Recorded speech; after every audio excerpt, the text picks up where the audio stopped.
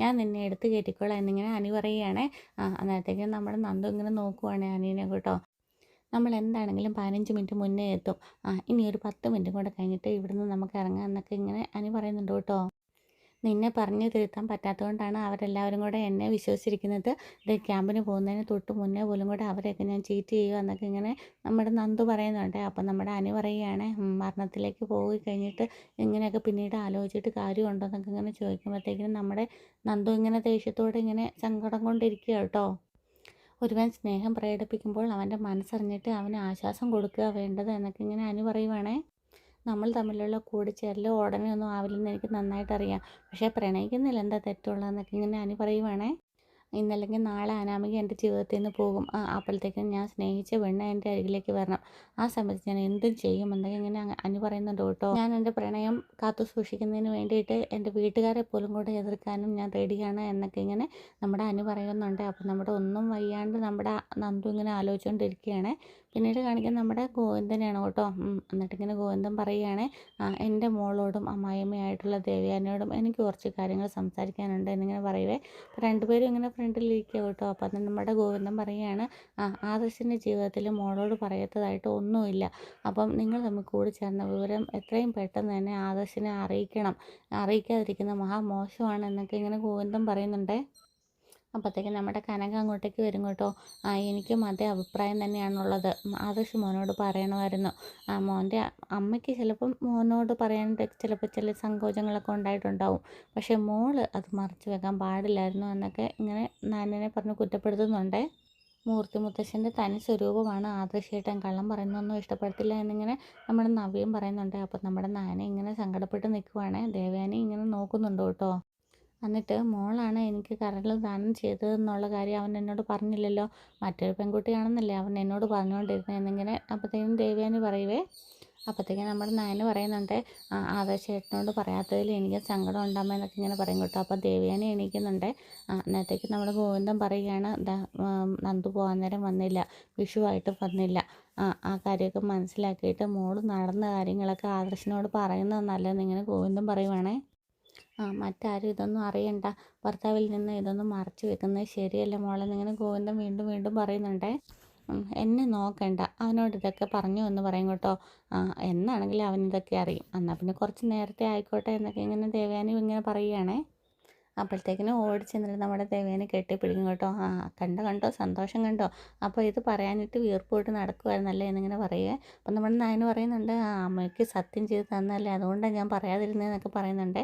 അപ്പം നമ്മുടെ ഗോവിന്ദനൊക്കെ ഇങ്ങനെ നോക്കുവാണ് കേട്ടോ. ഈ ഒരു കാര്യം മനസ്സിൽ എപ്പോഴും സങ്കടമായിട്ട് കിടക്കുകയായിരുന്നു. കാരണം ഞങ്ങളിപ്പോൾ എപ്പോഴും ഓഫീസിലൊക്കെ പോകുന്നുണ്ട്, എപ്പോഴും കാണുമല്ലോ. അപ്പോൾ അമ്മയുടെ കോൾ വരുമ്പോഴൊക്കെ ഒരു പതർച്ചയോടെയാണ് കോളൊക്കെ അറ്റൻഡ് ചെയ്തുകൊണ്ടിരുന്നത്. ഇനിയിപ്പോൾ ആ പ്രശ്നമൊന്നും വരത്തില്ലല്ലോ അമ്മ എന്നൊക്കെ ഇങ്ങനെ നയന നമ്മുടെ ദേവയാനിയുടെ അടുത്ത് പറയുന്നുണ്ട്. അപ്പോഴത്തേക്കും നമ്മുടെ നവി പറയുന്നുണ്ട്, ആദർശേട്ടന് വലിയ സന്തോഷമാകും എന്നൊക്കെ പറയും കേട്ടോ. എന്നാൽ പിന്നെ മോൾ തിരിച്ചു വന്നു കഴിയുമ്പോൾ ആദ്യം തന്നെ അവനോട് തന്നെ ഇത് കാര്യം പറഞ്ഞു എന്നൊക്കെ പറയുന്നുണ്ട്. അവൻ ആദ്യം എന്നെ കുറച്ച് കളിയൊക്കെ ആക്കുമായിരിക്കും, എന്നാലും കുഴപ്പമൊന്നുമില്ല എന്നൊക്കെ പറയുന്നുണ്ട് കേട്ടോ. പിന്നീട് കാണിക്കുന്നത് നമ്മുടെ അനിയും കൂട്ടുകാരെയാണ്. റെയിൽവേ സ്റ്റേഷനിൽ കൊണ്ട് വിട്ടിട്ട് പടി ഇറങ്ങി വരുവാണ്. എന്നിട്ട് നമ്മുടെ അനി ഇങ്ങനെ പറയുകയാണ്, സിനിമയിലൊക്കെ കണ്ടിട്ടുണ്ട്, പ്രണയിക്കുന്നവർ അകന്നു പോകുമ്പോഴത്തേക്കിനും പരസ്പരം കണ്ടു നിൽക്കാതെ ഇങ്ങനെ നിൽക്കുന്ന രംഗമൊക്കെ, അതൊക്കെ ഞാനിപ്പോൾ അനുഭവിച്ചിട്ട് വരിക എന്നൊക്കെ ഇങ്ങനെ പറയുമ്പോഴത്തേക്കും നമ്മുടെ കൂട്ടുകാർ പറയുന്നുണ്ട്, അതൊക്കെ എടാ അവൾ പോയപ്പോഴത്തേക്കിനും ഞങ്ങൾക്കും ഭയങ്കര സങ്കടമായി എന്നൊക്കെ പറയുവാണ്. അപ്പോഴത്തേക്കിനും നമ്മുടെ കൂട്ടുകാരൊക്കെ പറയുന്നുണ്ട്, എടാ നീ അവളെ ഒന്ന് മനസ്സിലാക്കണം, അവളെ ചുറ്റും നിന്ന ആൾക്കാരെല്ലാവരും കൂടെ ഉപദേശിക്കുവാണ്, അവളെ സ്നേഹിക്കുന്നവരെ വെറുക്കാനും വെറുപ്പിക്കാനും അവൾക്ക് കഴിയത്തില്ല, അവൾക്ക് നീ സ്നേഹിക്കുന്നതിനും അപ്പുറത്താണ് അവൾക്ക് നിന്നോടുള്ള സ്നേഹം. ആദർശേട്ടനെ എങ്ങനെയെങ്കിലും കയ്യിലെടുക്കാമായിരുന്നു എന്നെങ്ങനെ ആലോചിച്ചുകൊണ്ടിരുന്നതെന്നൊക്കെ പറയുക. എന്നാൽ ഞങ്ങളുടെ തറവാട്ടിലൊരു പ്രശ്നമുണ്ട്, കല്യാണം കഴിച്ച് കഴിഞ്ഞാൽ ബന്ധം പിരിയുന്നതിനെ പറ്റി മുത്തശ്ശിക്കും ഒന്നും ഒരു നല്ല അഭിപ്രായമില്ല, അതാണ് എനിക്കിപ്പോൾ പാരയായിട്ട് നിൽക്കുന്നത് എന്നൊക്കെ ഇങ്ങനെ അനി കൂട്ടുകാരുടെ അടുത്ത് പറയുവാണേ. പിന്നീട് നമ്മുടെ കൂട്ടുകാർ പറയുകയാണ്, അവൾ എന്തൊരു പെണ്ണാടാ അനാമിക, ജീവിക്കാനും സമ്മതിക്കത്തില്ല, ഒഴിഞ്ഞിട്ട് പോകത്തുമില്ല. അപ്പോഴത്തേക്കും നമ്മുടെ അനി പറയുന്നുണ്ട്, ഞാൻ ഇതിനെ പറ്റിയിട്ടൊക്കെ ഞാൻ നന്ദുവിൻ്റെ അടുത്ത് പറഞ്ഞിട്ടുണ്ട് എന്നൊക്കെ ഇങ്ങനെ പറയുന്നുണ്ട്. നന്ദുവിനും ഇതിനെ പറ്റിയിട്ടൊക്കെ അറിയാം, പിന്നെ മറ്റുള്ളവർക്ക് വേണ്ടിയിട്ട് എന്നെ അവോയ്ഡ് ചെയ്യുന്നു എന്ന് മാത്രം എന്നൊക്കെ ഇങ്ങനെ അനി പറഞ്ഞിട്ട് ആശ്വസിക്കുന്നുണ്ട്. അതിന് അവൾക്ക് അതിനൊന്നും കഴിയില്ല എന്നിങ്ങനെ പറയുന്നുണ്ട്. അപ്പോൾ നമ്മുടെ അനു പറയുന്നുണ്ട്, അതൊന്നും പറയാൻ പറ്റത്തില്ല. ട്രെയിനിങ് ഹാളിൽ ചെന്ന് കഴിഞ്ഞാൽ പിന്നെ എപ്പോഴും ട്രെയിനിങ്ങും കാര്യങ്ങളും ഒക്കെ ആയിരിക്കുമല്ലോ. അപ്പം അവൾ പാടെ എല്ലാം മറക്കാൻ ചാൻസ് ഉണ്ട്. അതൊക്കെ ഇങ്ങനെ അനു പറയുന്നുണ്ട്. അതിനുശേഷമാണെങ്കിൽ SI ആയി കഴിഞ്ഞ് കഴിഞ്ഞാൽ പിന്നെ ജോലി തിരക്കായി, പിന്നെ പ്രശ്നങ്ങളായി, അതും അങ്ങനെ നൂലാമാല പോലെ വരും. ഒരു കാര്യം ഉറപ്പാണ്, അവിടെ ചെന്നതിന് ശേഷം അവൾ എന്നെ അവോയ്ഡ് ചെയ്യുകയാണെങ്കിൽ ഒന്നും നോക്കത്തില്ല, ക്രിമിനൽ കേസായാലും വേണ്ടില്ല, ഞാൻ പോലീസ് ക്യാമ്പിലേക്ക് ഇടിച്ചു കയറും എന്നിങ്ങനെ അനു പറയുന്നുണ്ട്. പിന്നീട് കാണിക്കുന്ന നമ്മുടെ ദേവാനിയാണ്. ദേവാനി ഇങ്ങനെ പോകാനായിട്ട് ഇറങ്ങുക കേട്ടോ. അപ്പോഴത്തേക്കും എല്ലാവർക്കും യാത്രയൊക്കെ പറയുകയാണേ. പിന്നീട് പറയുന്നുണ്ട്, നമ്മുടെ നന്ദു അവിടെ ചെന്ന് കഴിഞ്ഞിട്ട് ട്രെയിനിൽ കയറി കഴിഞ്ഞപ്പോഴത്തേക്കിനും ഫോൺ വിളിച്ചായിരുന്നു എന്നൊക്കെ ഇങ്ങനെ പറയുന്നുണ്ട്. ഏതൊക്കെയായാലും അവളിങ്ങനെ മാറി നിൽക്കുന്നതുകൊണ്ട് ഒരു സങ്കടമുണ്ട് എന്നൊക്കെ ഇങ്ങനെ ഗോവിന്ദൻ പറയുമ്പോഴത്തേക്കും നമ്മുടെ ദേവേന പറയുന്നുണ്ട്, 10 ആൾക്കാരോട് എതിരിട്ട് നിൽക്കാനും നല്ല മനസ്സിനൊക്കെ തൻ്റെ ഉള്ള കുട്ടിയാണ് നന്ദു, അതുകൊണ്ട് അങ്ങനെ പേടിക്കേണ്ട ആവശ്യമൊന്നുമില്ല എന്നൊക്കെ ഇങ്ങനെ പറയുന്നുണ്ട് കേട്ടോ. ഇപ്പോൾ എനിക്കാണ് സങ്കടം. അനി ഇവിടെ വന്നു കണ്ടു, അനിയോട് കാര്യങ്ങൾ പറഞ്ഞെങ്കിലും അവന് എത്രമാത്രം ഇതിനെ വിശ്വസിച്ചിട്ടുണ്ടെന്നൊന്നും അറിയത്തില്ല എന്നൊക്കെ ഇങ്ങനെ പറയുമ്പോൾ നമ്മുടെ നയന പറയുന്നുണ്ട്, ഇനിയിപ്പോൾ അധികം നാളൊന്നും മറച്ചൊന്നും വെക്കണ്ടല്ലോ, ഞാൻ അവിടെ വരുമ്പോൾ സത്യമൊക്കെ പറയുമല്ലോ, അതുകൊണ്ട് പ്രശ്നമൊന്നും വരത്തില്ല എന്നൊക്കെ ഇങ്ങനെ പറയുവാണേ.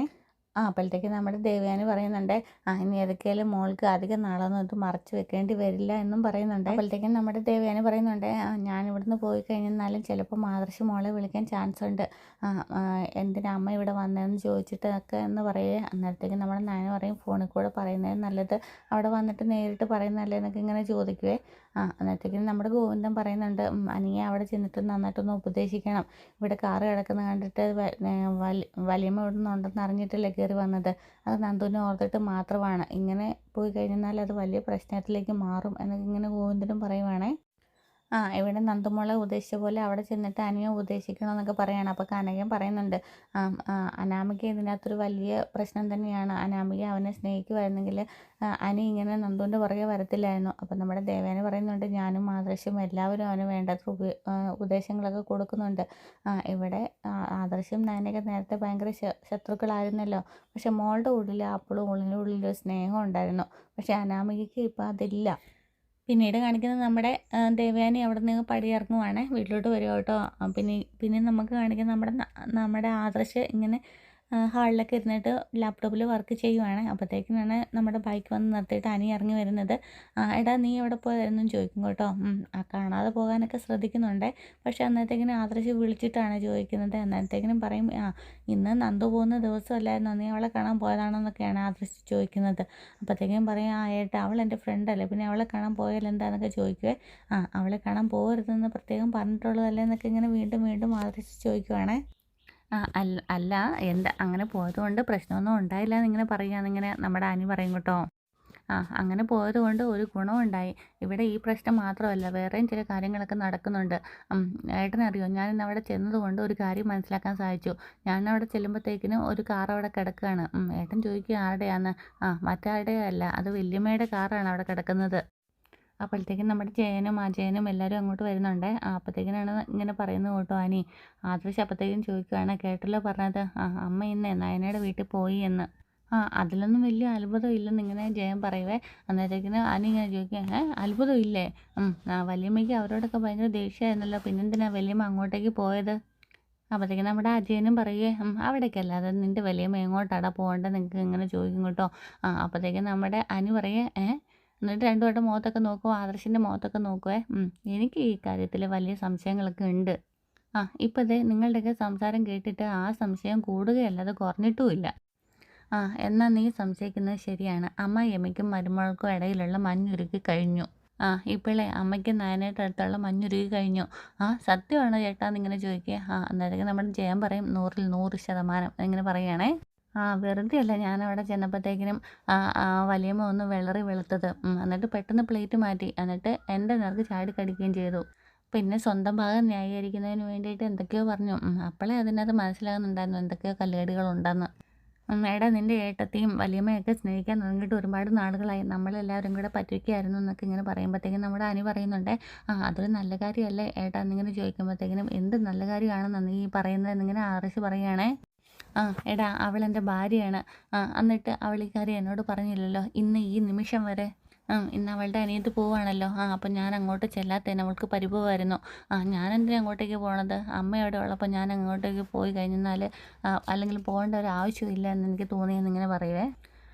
പിന്നെ ഒരു ഫോർമാലിറ്റിക്ക് വേണ്ടിയിട്ട് എന്നോട് പറഞ്ഞു എന്ന് മാത്രം എന്നിങ്ങനെ പറയുവേ. അന്നേരത്തേക്കും നമ്മുടെ അനിയും പറയുന്നുണ്ട് കേട്ടോ. രഹസ്യമായിട്ടാണെങ്കിലും നയനേച്ചിക്ക് ആദർശേട്ടനോട് കാര്യങ്ങളൊക്കെ പറയാമായിരുന്നു. അനി ഇങ്ങനെ പറഞ്ഞ് തീരേണ്ട താമസം കേട്ടല്ലോ അച്ഛാ, കേട്ടല്ലോ എന്നൊക്കെ ഇങ്ങനെ പറയാം. അപ്പം നമ്മുടെ ജയൻ ഇങ്ങനെ അനിയനെ നോക്കിയിട്ട് ഇടാന്നിങ്ങനെ വായിലിങ്ങനെ വിളിക്കുക.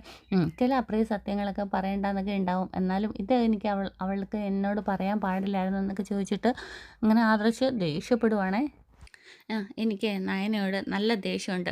ഒരു കാരണവശാലും ഇതാണ് കാരണമെന്ന് നീ നയനയോട് പറയരുത് എന്നിങ്ങനെ ആദർശ് പറയുവേ. അതുപോലെ തന്നെ അമ്മയും ഇതൊന്നും അറിയരുത് എന്നിങ്ങനെ പറയേ. അന്നേരത്ത് നമ്മുടെ അനി പറയുന്നുണ്ട്, ഞാനായിട്ട് ഇതൊന്നും പറയത്തില്ല ഏട്ടാ. ഇവനൊരു തീരുമാനം എടുത്തിട്ടുണ്ട്. ഇനിയിപ്പോൾ അതിനൊപ്പം നിൽക്കണം എന്നാണ് ഇവനും ഇവൻ്റെ മുത്തശ്ശനും മുത്തശ്ശിയൊക്കെ പറയുന്നത്. നീയും അങ്ങനെ വേണമെന്ന് പറയുകയാണേ. ദേ എന്നോട് ഇങ്ങനെയൊക്കെ പറഞ്ഞിട്ട് നിങ്ങൾ ആരെങ്കിലും എന്നെ തോൽപ്പിക്കാൻ ശ്രമിച്ചു കഴിഞ്ഞാൽ ഞാൻ ഇവിടെ നിന്ന് ഇറങ്ങിപ്പോവും എങ്ങോട്ടെങ്കിലും. പറഞ്ഞില്ലെന്ന് വേണ്ട എന്നൊക്കെ ഇങ്ങനെ ആദർശ് പറയുകയാണേ. എന്നെ നയനെ പറ്റിച്ചതിൽ എനിക്ക് ഒരുപാട് വിഷമമുണ്ട്. അതങ്ങനെ അത്ര പെട്ടെന്നൊന്നും വിട്ടു പോകാനും പോകുന്നില്ല എന്നൊക്കെ ഇങ്ങനെ ആദർശ് പറഞ്ഞിട്ടാണ് അവിടുന്ന് പോകുന്നത്. അപ്പോഴത്തേക്കും നമ്മുടെ ജയം ഇങ്ങനെ അനിയോട് പറയുകയാണ്, അവൻ വലിയ സീരിയസ് ആടാ മോനെ എന്നിങ്ങനെ പറയുന്നുണ്ട്. അതിനുശേഷം നമ്മുടെ അജയനും പറയുന്നുണ്ട്, ഇത് ഒത്തിരി നാളൊന്നും നീണ്ടു പോകത്തില്ല, അതുവരെ നമുക്കൊന്നും മിണ്ടാതിരിക്കാം എന്നൊക്കെ ഇങ്ങനെ പറയുവാണേ. പിന്നീട് കാണിക്കാൻ നമ്മുടെ ആദർശിങ്ങനെ മുടിയൊക്കെ ചീകിക്കൊണ്ട് നിൽക്കുകയാണ്. പെട്ടെന്നാണ് നമ്മുടെ വാതിക്കൽ വന്നിട്ട് നമ്മുടെ നയന ബാഗുമായിട്ടൊക്കെ വന്ന് നിൽക്കുകയാണ്. എന്നിട്ട് ആദർശേട്ടാന്ന് വിളിക്കുക കേട്ടോ. അന്നത്തേക്കിനും ഉള്ളിലോട്ട് കയറി വന്നിട്ട് ഇങ്ങനെ പറയുകയാണ്, ഞാൻ ആദർശേട്ടനോട് ഒരു കാര്യം പറയാൻ വേണ്ടി സന്തോഷമായിട്ടുള്ളൊരു കാര്യം പറയുന്നതിന് വേണ്ടിയിട്ടാണ് വന്നതെന്ന് പറയും കേട്ടോ. എന്താ സന്തോഷത്തിലുള്ള കാര്യം എന്നൊക്കെ ഇങ്ങനെ ചോദിക്കുവേ. ഞാൻ ഇങ്ങോട്ട് കല്യാണം കഴിച്ച് വന്നപ്പോഴത്തേക്കിനും ആദർശേട്ടൻ്റെ അമ്മയ്ക്കും എന്നോട് വെറുപ്പായിരുന്നു. അപ്പം നീ ഇത് പറയാനാണോ വന്നതെന്ന് ചോദിക്കും കേട്ടോ.